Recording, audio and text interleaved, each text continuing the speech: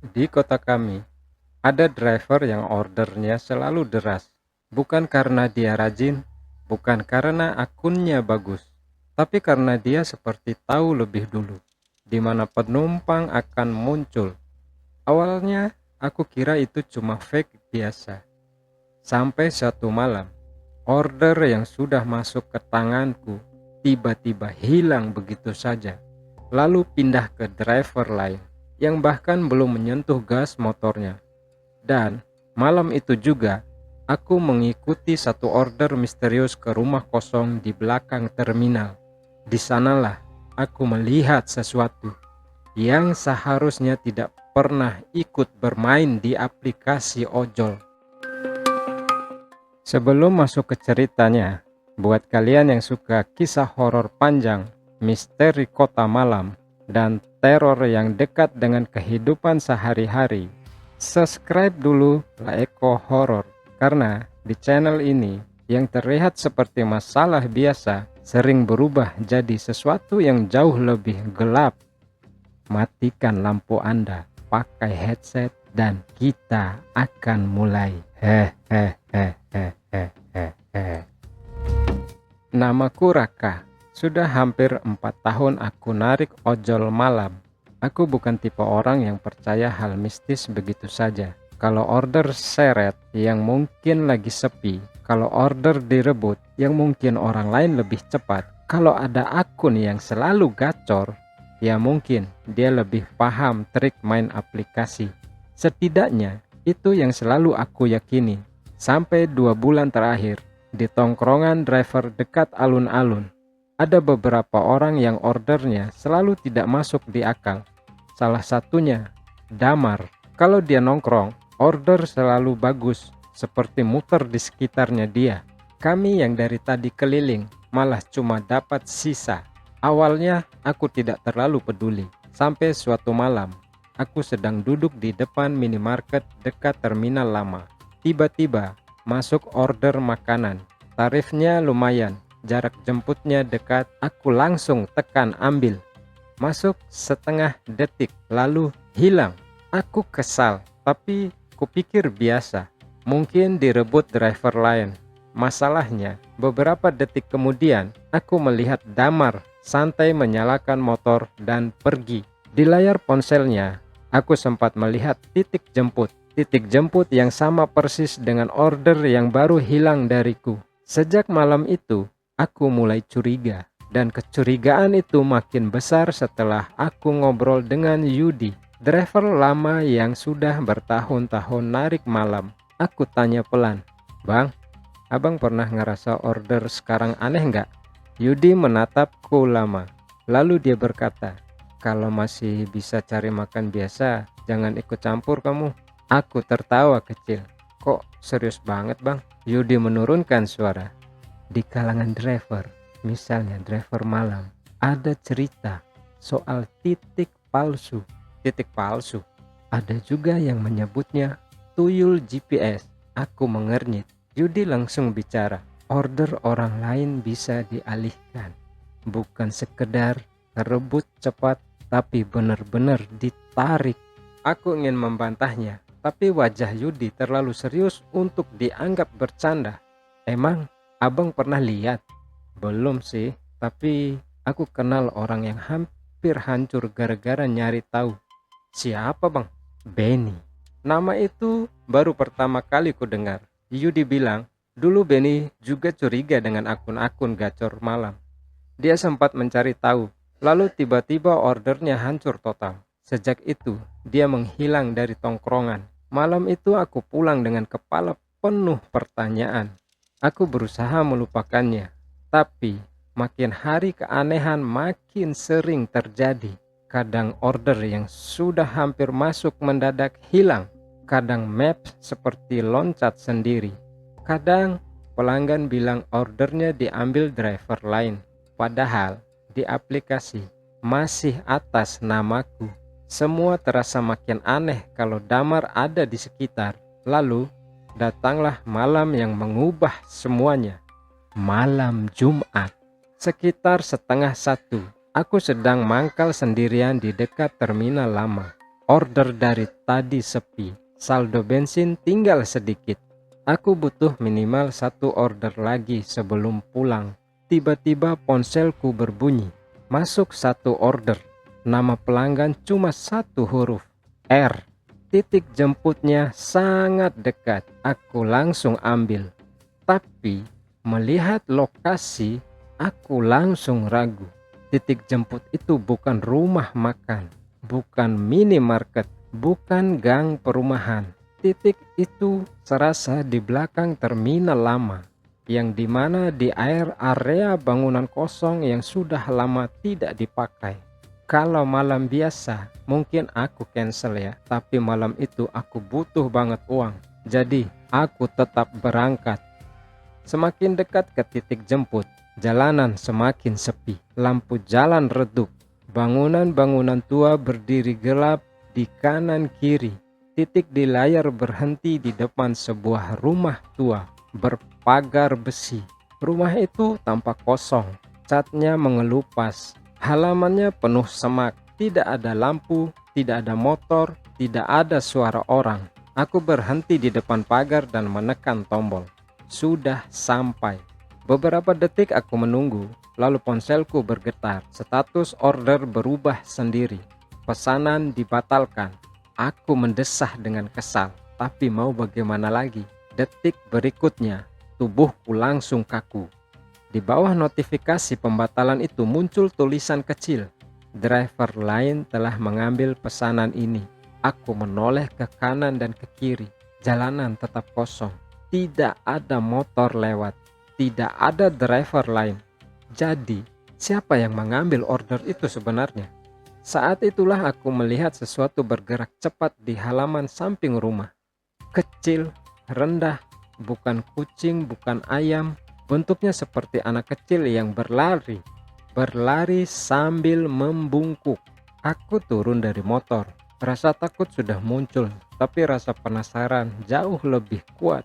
Aku membuka pagar dan masuk ke halaman. Rumput liar bergesekan dengan kakiku. Udara di sekitar rumah terasa dingin. Di layar ponsel, titik order memang sudah hilang. Tapi anehnya, masih ada satu titik kecil berkedip di belakang rumah. Aku mengikuti lorong sempit di samping bangunan. Semakin masuk, udara semakin lembab. Lalu aku mencium bau amis. Di ujung lorong ada bangunan kecil seperti gudang. Pintunya terbuka sedikit. Dari celahnya keluar cahaya biru. Cahaya layar ponsel sepertinya. Aku mendekat perlahan, lalu mengintip dari celah pintu. Dan di sanalah aku melihat sesuatu yang membuat seluruh tubuhku dingin. Di dalam gudang itu ada meja panjang. Di atasnya berjajar banyak ponsel yang semuanya menyala. Belasan, mungkin lebih dari belasan. Semuanya menampilkan map driver. Di depan meja itu jongkok satu sosok kecil. Tubuhnya kurus, kepalanya botak, punggungnya membungkuk. Tangannya bergerak cepat menyentuh layar satu ponsel ke ponsel yang lain, seolah sedang memindahkan titik-titik order di sana. Aku menahan napas, lalu sosok itu berhenti. Pelan-pelan dia menoleh ke arah pintu. Aku melihat wajahnya, matanya hitam pekat, mulutnya kecil, tapi senyumannya lebar sekali. Lebih lebar dari wajah anak kecil yang normal. Aku refleks mundur dan kakiku menginjak ranting kering. Krek, suara kecil itu langsung memecah kesunyian. Kesunyian terpecah. Sosok kecil di dalam gudang diam.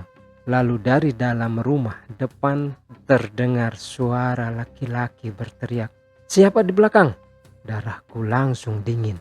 Aku berbalik dan lari, menerobos rumput halaman, mendorong pagar, lalu melompat ke motor. Dari belakang rumah terdengar langkah kaki orang dewasa, dan di sela langkah itu ada bunyi kaki kecil berlari cepat. Aku gas motor sekuat tenaga keluar dari area terminal. Baru setelah sampai jalan raya, aku berani melihat ponselku. Mapku terbuka sendiri. dan di layar itu ada satu titik kecil bergerak mengikuti arah motorku pulang. Malam itu aku tidak langsung pulang. Aku berhenti di warung kopi 24 jam untuk menenangkan diri. Di sana aku membuka riwayat order. Aku ingin memastikan bahwa order tadi memang benar masuk ke akunku. Tapi saat kulihat riwayatnya, order itu tidak ada. Sama sekali tidak ada. Seolah pesanan ke rumah kosong tadi tidak pernah masuk. Aku belum sempat berpikir lebih jauh ketika ponselku bergetar. Satu pesan masuk dari nomor tak dikenal. Isinya cuma satu kalimat. Kalau mau tetap dapat order, jangan suka lihat kandang orang. Tanganku langsung dingin. Mereka tahu aku datang.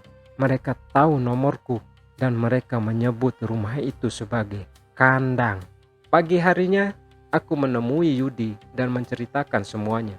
Begitu mendengar suara rumah kosong, gudang ponsel, dan sosok kecil botak itu, wajah Yudi langsung pucat.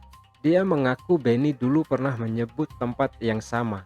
Katanya ada rumah kosong di belakang terminal yang dipakai buat narik order. Benny sempat mencoba cari tahu. Setelah itu hidupnya berantakan. Ordernya hilang satu persatu. Utangnya menumpuk, lalu dia menghilang. Aku menatap Yudi. Bang, aku harus cari Benny. Yudi terlihat tidak suka. Tapi akhirnya dia merogoh saku jaket dan memberiku secari kertas. Itu alamat kontrakan lamanya ya. Aku menyimpan kertas itu. Sebelum aku pergi, Yudi menahan lenganku. Raka, kalau Benny bilang berhenti, dengerin dia. Aku cuma mengangguk, padahal dalam hati aku sudah tahu. Aku tidak akan berhenti. Aku pulang sore hari dengan kepala kacau. Sepanjang malam, aku terus memikirkan rumah kosong itu. Aku juga terus memikirkan satu hal. Kalau mereka berani mengirim ancaman, berarti mereka pasti sedang mengawasiku. Dan ternyata aku benar.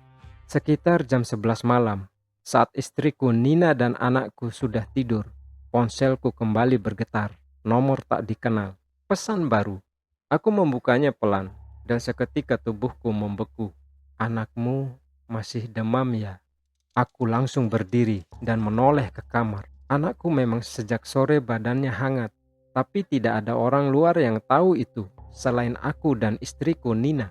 Pesan kedua masuk beberapa detik kemudian. Kalau nggak mau panasnya naik, jangan cari Benny. Tanganku gemetar hebat, sangat hebat.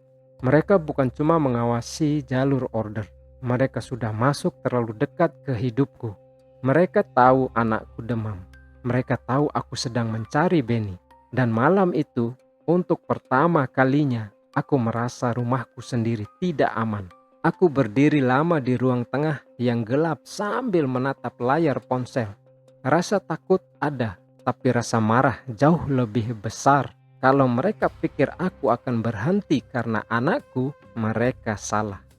Justru sejak detik itu aku memutuskan satu hal. Besok pagi, aku akan datang ke alamat Benny. Apapun resikonya, karena kalau aku mundur sekarang, bukan cuma order yang mereka ambil, tapi hidup keluargaku juga akan mereka pegang. Dan malam itu, aku tidak bisa tidur. Di kepalaku hanya ada 3 hal. Rumah kosong, sosok kecil di depan belasan ponsel, dan pesan ancaman tentang anakku. Besok pagi, aku akan mencari Benny. Dan kalau Benny benar-benar tahu siapa yang bermain di balik semua ini, maka aku mungkin akan membuka sesuatu yang seharusnya tetap dikubur. Kalau kalian mau aku lanjutkan part 2 dari kisah ini, tulis di komentar. Dan kalau kalian suka cerita horor panjang seperti ini, subscribe La Eko Horor, karena kadang hal paling seram bukan datang dari kuburan atau hutan, tapi dari satu titik kecil di layar ponsel Anda yang diam-diam sedang mencuri rezeki orang lain. Salam horor, hehehehehehe.